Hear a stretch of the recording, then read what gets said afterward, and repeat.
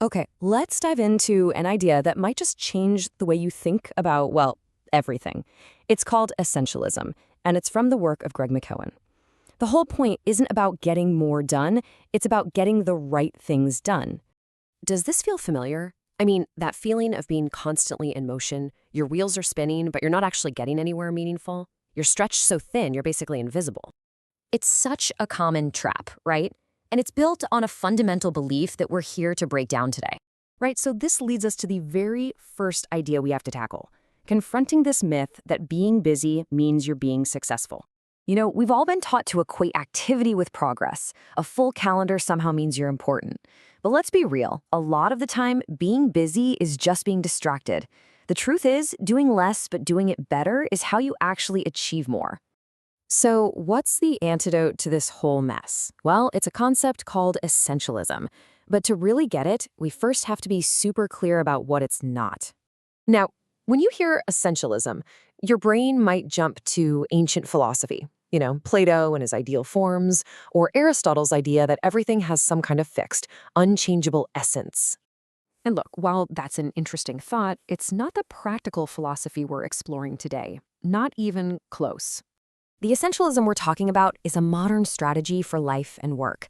It's a systematic discipline for figuring out what is absolutely essential and then, this is the hard part, getting rid of everything that is not. And it's really different from minimalism. People get them confused all the time. Minimalism is mostly about decluttering your physical stuff, right? Your house. But essentialism, that's about decluttering your commitments, your calendar, and your mind.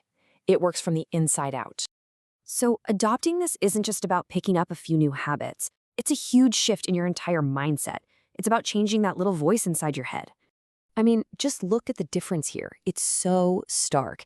The non-essentialist is reactive. They're just responding to whatever is loudest, probably whatever just landed in their inbox. But the essentialist, they're proactive. They get a core truth. Every single time you say yes to one thing, you are automatically saying no to 100 other things. They just make that trade-off on purpose. And this is really the crucial point. The whole game changes when your inner dialogue shifts. You stop asking, how can I possibly fit all this in? And you start asking, wait a minute, what's the actual problem I'm trying to solve here? That changes everything. Okay, let's move to the most powerful tool in the Essentialist's toolkit. This is how you start to make this real. So how do you decide what's essential when everything feels kind of important? You use a very simple and, kind of ruthless rule. It's called the 90% rule, and here's how it works. You look at an opportunity and you score it from 0 to 100. Now, if it isn't a 90 or higher, an absolute heck yes, then you treat it as a 0. It's a hard no. There's no in between. Why? Because it's all those pretty good opportunities, the 60s and 70s, that clutter up our lives and keep us from the truly great stuff. And this is where it gets uncomfortably specific. You have to apply it everywhere. That new project at work, is it truly a 90% fit for your skills and goals, or is it just a 70% distraction that looks good?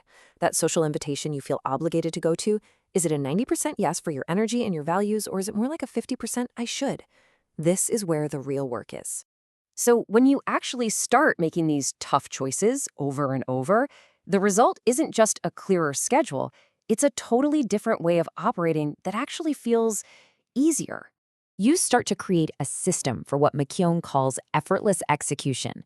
Because you're only working on the right things, progress feels less like a struggle and more like this steady, powerful flow. You're not fighting friction at every single turn anymore. Ultimately, essentialism just redefines productivity. It's not about the number of tasks you complete or the hours you log. It's all about the quality of your contribution to the very few things that really, truly matter. So I'll just leave you with this question. What's one good opportunity that you can say no to this week? And notice, the question isn't about cutting out bad things. That's the easy part. The real discipline of an essentialist is having the courage to turn down good things so you can make room for the truly great ones. And that single choice, that's what changes everything.